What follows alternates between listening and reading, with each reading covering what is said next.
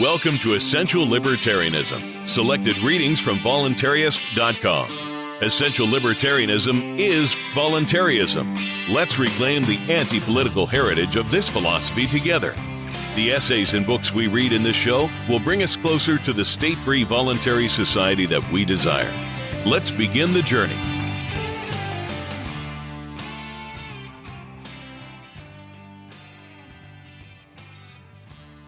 The Power of Nonviolent Resistance by Jeffrey M. Tinker, from issue 27, August 1987.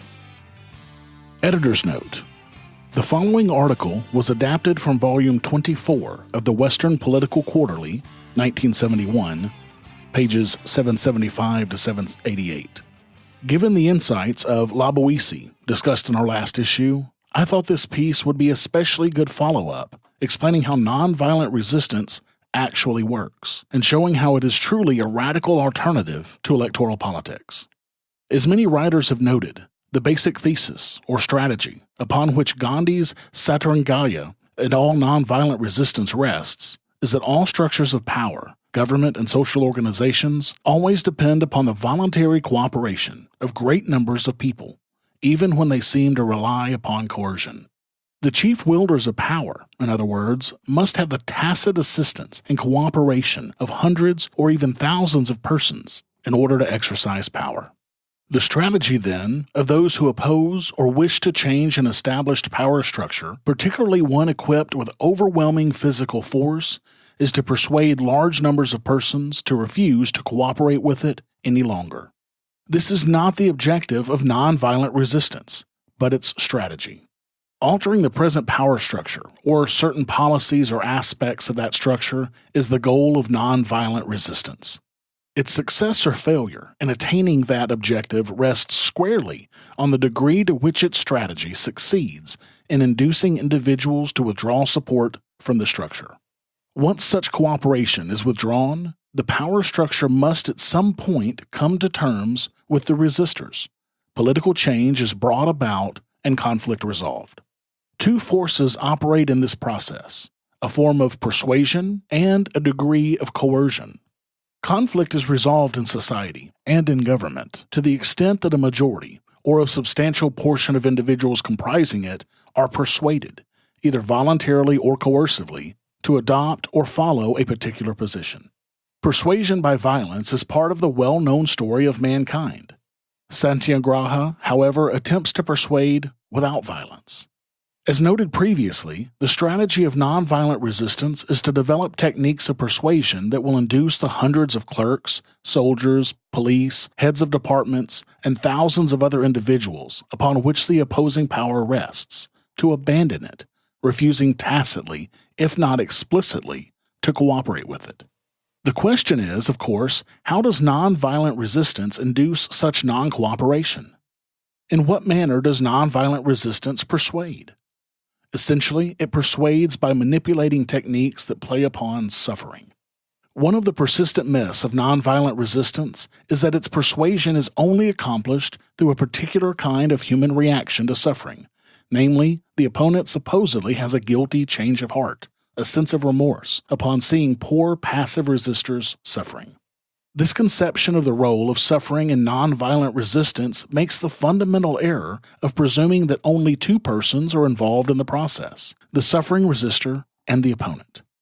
One suffers, and the other feels guilty and presumably makes amends.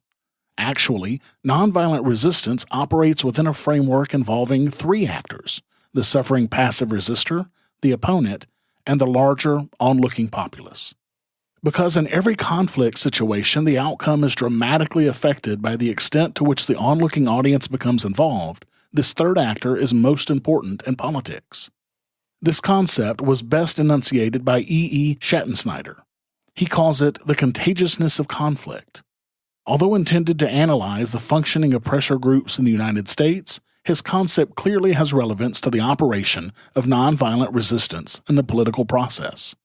Schatzsnyder notes that a great change inevitably occurs in the nature of conflict as involvement inexorably expands to include the onlooking audience.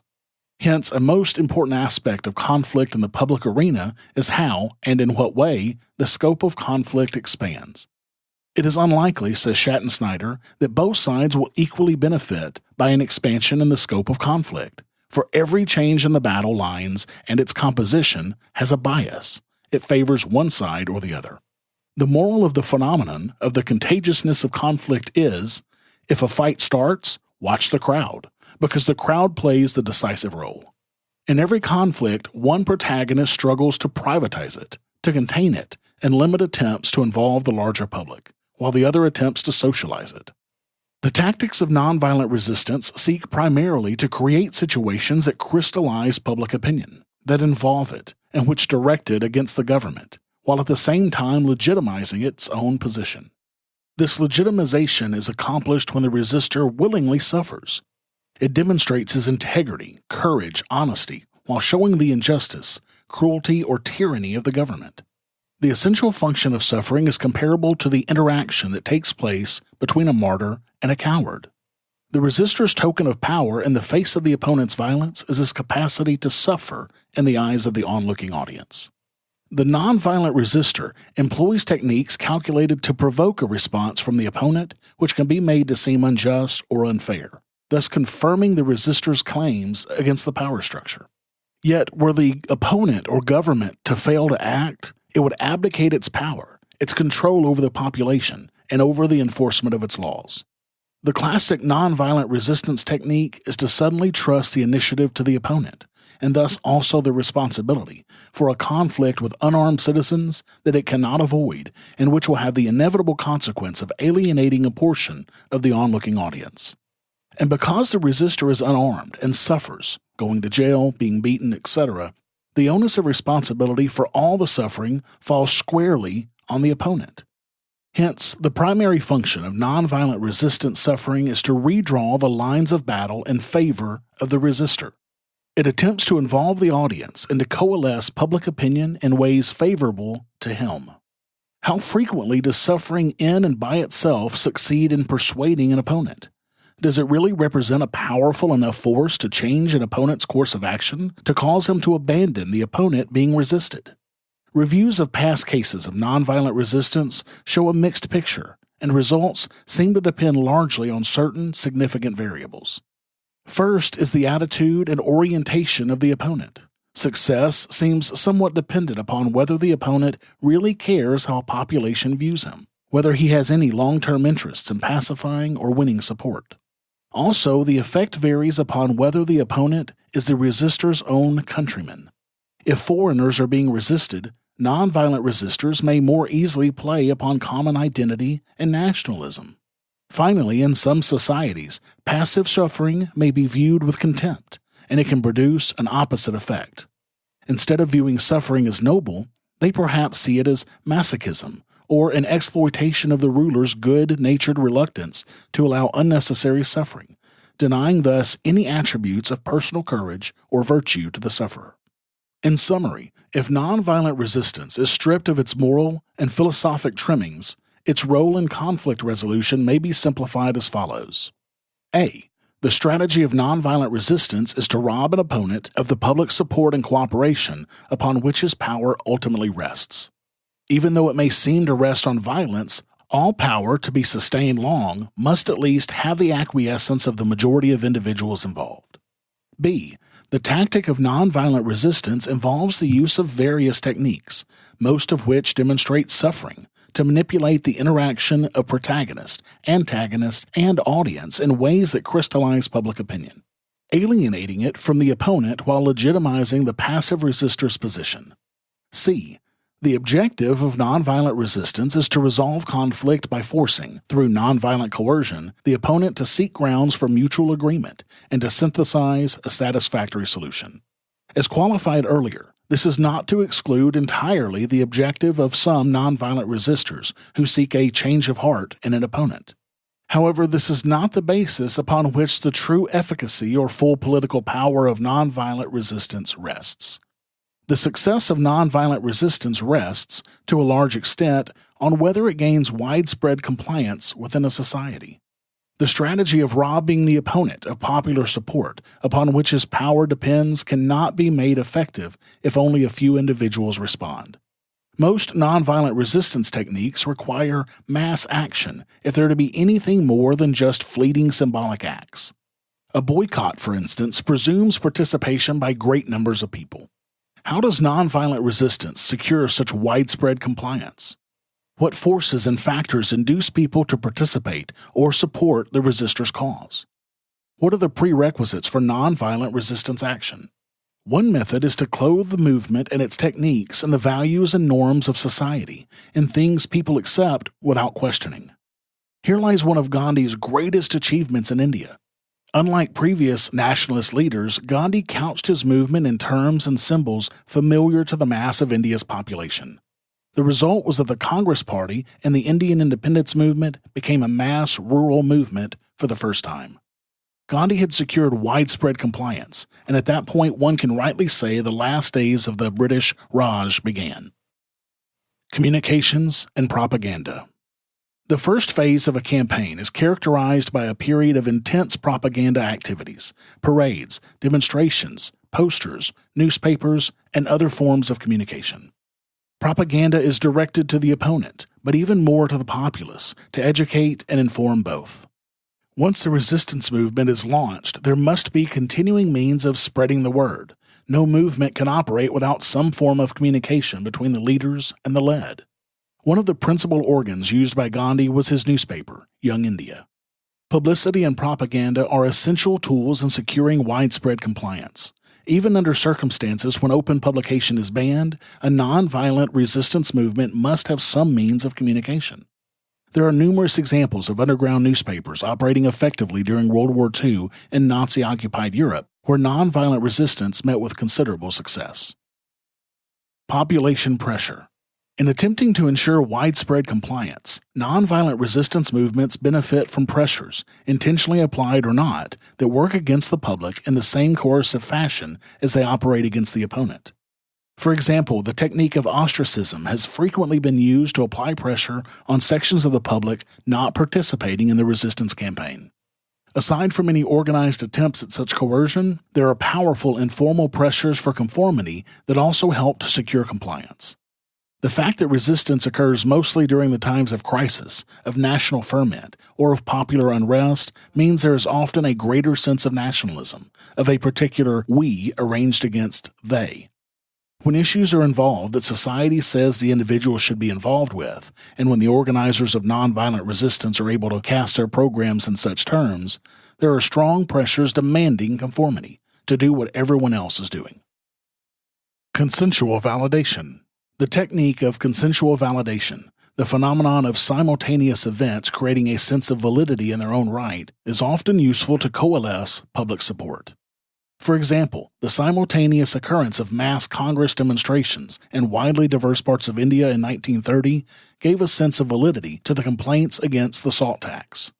It gave the apparent sanction of a widespread section of society and helped rally public opinion all the more. A minority group can organize a multitude of front organizations, and the sense of seemingly widely separated organizations simultaneously advocating the same themes will give the impression that a large body of opinion is represented. These, then, are some of the factors that can be utilized in a nonviolent resistance campaign to marshal widespread compliance, so essential for success.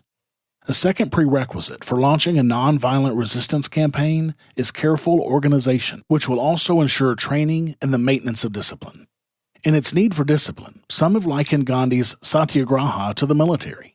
It calls upon the individual to display many of the same virtues associated with violent resistance: courage, strenuous action, enterprise, endurance, a devotion and sense of unity with one's own kind and order and training. No one has ever argued that there are any fewer risks involved in nonviolent action than in violent resistance. They both imply the possibility of suffering, the only distinction being that in nonviolence, the resistor makes no attempt to physically harm the opponent, although he may be faced with a violent response. Obviously, a discipline no less strenuous than that required to steel individuals to face the violence of military action is required to condition those who hope to resist non-violently the same kinds of physical threats. The basic tactics of nonviolent resistance are corollary to the effects to secure widespread social compliance. In utilizing the various techniques of nonviolent resistance, the underlying considerations must be whether they serve to legitimize or alienate the position of the resistor vis-a-vis the audience.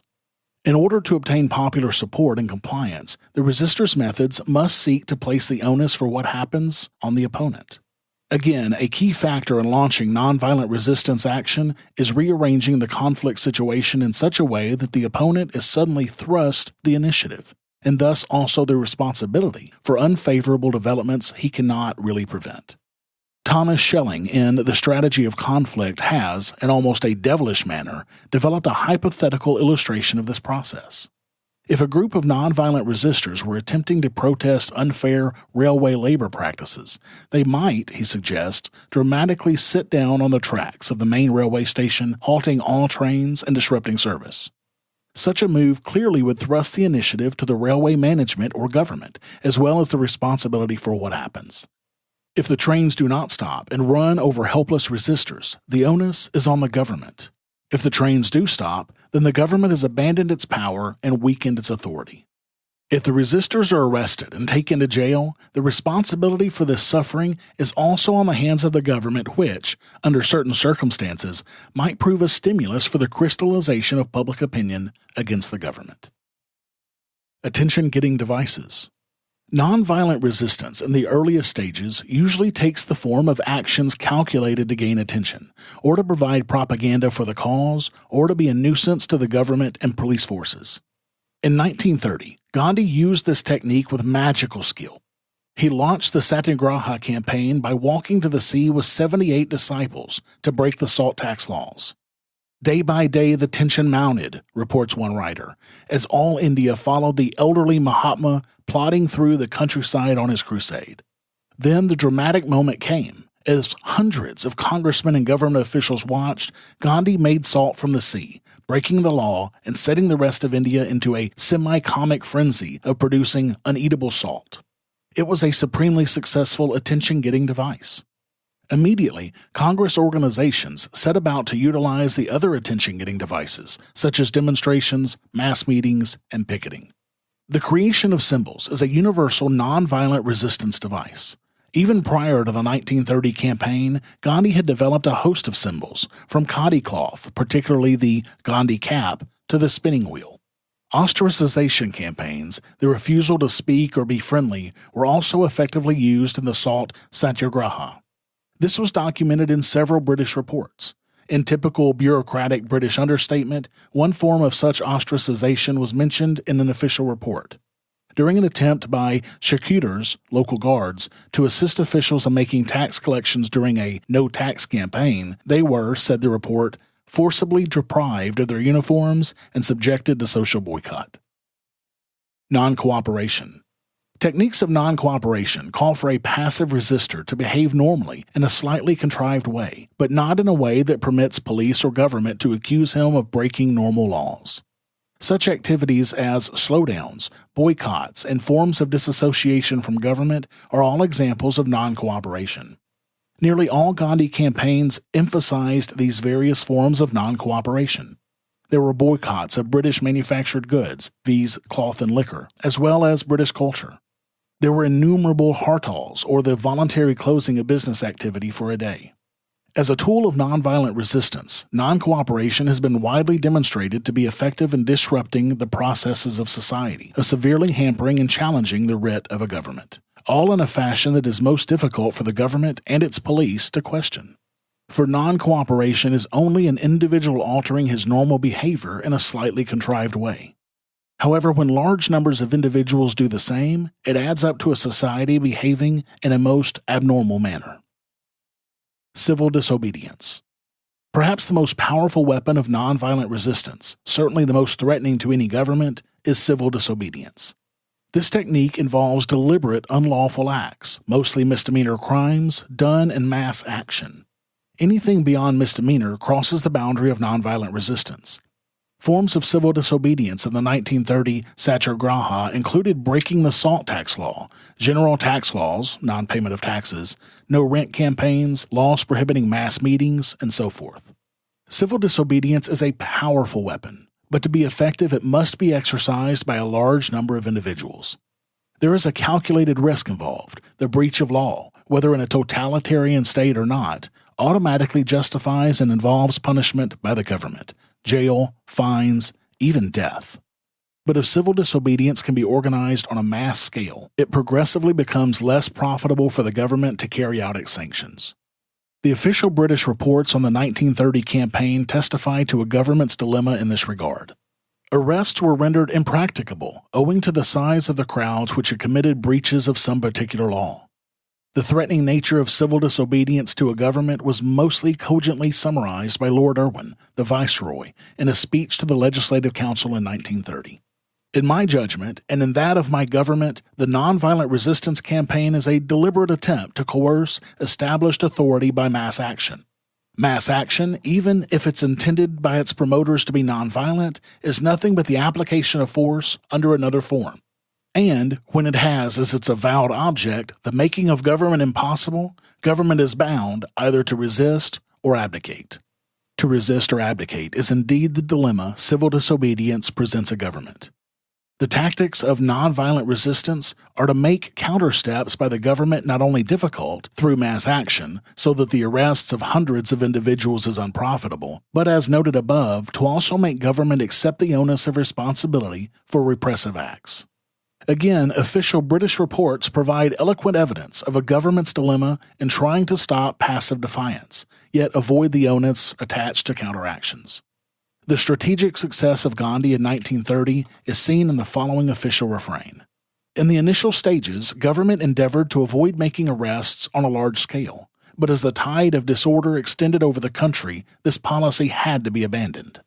On the other hand, the clashes which have occurred between the forces of law and the populace have inevitably created a good deal of bitterness. And Congress organizers took every opportunity of exploiting for their own purposes the emotions which these incidents aroused. By the simple expedient of staging a procession or demonstration on a scale large enough to force the authorities to take action against it, they could now count in many places upon being able to bring about an automatic revival and popular sympathy for their cause. To make the official position all the more difficult, and to further complicate enforcement, Congress strategically employed women, some emerging from Purdha for the occasion. This truly amazed the British, and, as the official report remarks, it made the work of the police particularly unpleasant. Severe repressive measures which a government may wish to use, and may be organized to use, require some justification. The violence of resistors themselves is, of course, the best justification for violent counteraction. But if resistors are nonviolent, the government is faced with the dilemma of how to explain their violence or coercion. This explains the tendency of all governments, when faced with nonviolent resistance, to emphasize any violent fringes that may emerge. This was certainly the tactic of the British in India. Time and again, official British reports and statements on Gandhi's Satyagraha movement stressed mainly the accounts of terrorist and violent acts, which largely occurred in Bengal. The British regularly repeated the theme that, despite the sincere endeavors of many of the Congress leaders to keep the movement nonviolent, experience again proved that it is inevitable that an organization and strenuously conducted campaign of defiance of government and of the law should result in serious and widespread disturbances. In the face of nonviolent resistance, an opponent can be expected to justify his counteraction, which is normally coercive physical force, by seeking examples of breaches in the resistors' nonviolence. Gandhi once temporarily suspended nonviolent resistance precisely because violent reactions by some Indians threatened to undermine the basic strategy of Satyagraha. Another important stratagem of civil disobedience is to be selective in the laws to be breached. To be most effective, the laws should be related in some manner with the issues being protested or the demands being made. The salt satyagraha is again a perfect example. The salt tax laws were indiscriminate in that they both taxed the rich and poor, being specially hard on the poor.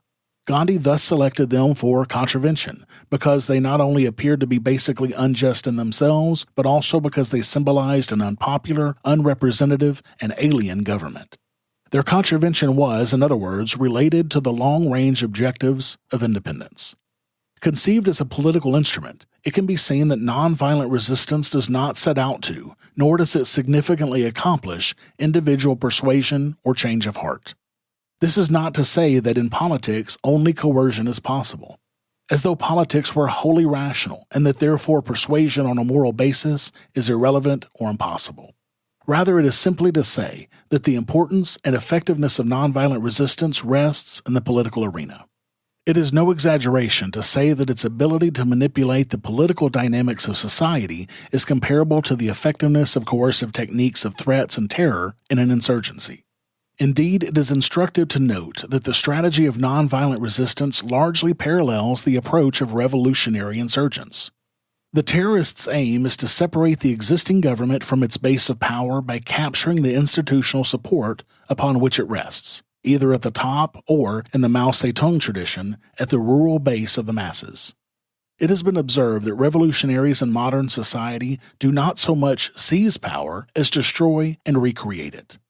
The simple creation of disorder will not automatically bring a subversive group to power. It can, however, create a vacuum into which new organizational instruments of power can move. By all these yardsticks, the Gandhian technique is subversive, especially in the context of India in 1930. However, Gandhi found that he could accomplish the goals of the coercive subversive without terror and violence. He fashioned Satyagraha into techniques that attained and shaped the same political ends.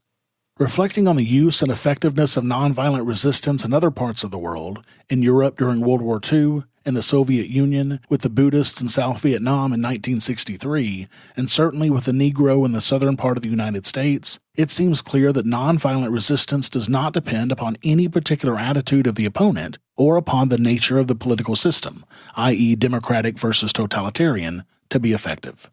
The strategy and tactics of Gandhian nonviolent resistance are relevant in any social conflict situation and in any society because they have achieved a fundamental insight into the dynamics of political and social change. The only aid a democratic framework provides versus a totalitarian is to make the process easier, or at least safer, for the resistor, although individual willingness to suffer and to sacrifice is as basic to nonviolent struggle as it is implicit in violent resistance. It should be stressed that we have reviewed here the potentiality of nonviolent resistance when used within a political system. Its effectiveness against a foreign invasion or as a tool in international relations naturally involves a number of other, perhaps more complex variables. However, within the terms of internal societal conflict, or when used against an outside occupier or colonial power, it is clear that Satyagraha has continuing relevance. Contrary to many who argue that Gandhi was only successful because he was confronted by a democratic government observing the rule of law, the analysis here shows that his success was due solely to his insights into some fundamental principles of political change operative in any political system. What Gandhi did was to develop a tool, a highly sophisticated tool at that, by which he very successfully manipulated those principles. Gandhi did not so much render his British opponents impotent through their own virtues, as some have argued, as he successfully prostrated them on their own terms. He robbed them of their political and social base of support by undermining the cooperation of millions of Indians upon which their rule ultimately rested. The lessons flowing from this are still relevant for our time, in Vietnam, Angola, Alabama, or Quebec, to mention a few. Is Gandhi relevant? Ask those celebrating his centenary. The answer is that he is, so long as there are those willing to understand and manipulate his tools of nonviolent political change. He will be, so long as he is simply not dismissed as a saint, but seen as the political revolutionary he was. As India's Prime Minister, Indira Gandhi, has written, the ultimate justification of Gandhi is that he showed how armed strength could be matched without arms. If this could happen once, can it not happen again? Thank you for listening to Essential Libertarianism. You can check out the archives of all of our episodes at essentiallibertarianism.com. And you can subscribe to future episodes on any podcatcher, including Apple Podcasts, Stitcher, Google Play, and more. This has been a Pax Libertas Productions podcast.